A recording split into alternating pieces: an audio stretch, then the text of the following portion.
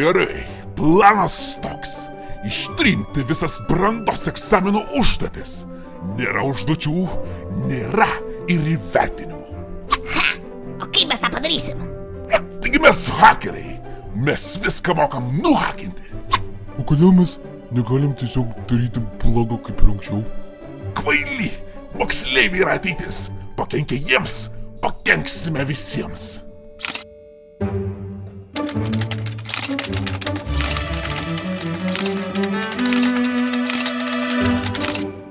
O kas yra slaptažodis? O kaip įrodyti, jog nesu robotas? O kur jūs randat šią informaciją? Na ir kvailių gauja. Kaip jūs norite užvaldyti pasaulį, jeigu nesugebate nuhakinti elementariausių švietimo įstaigų? O kaip atidaryti naršyklę? Mokesčiai kuria pažangę švietimo sistemą.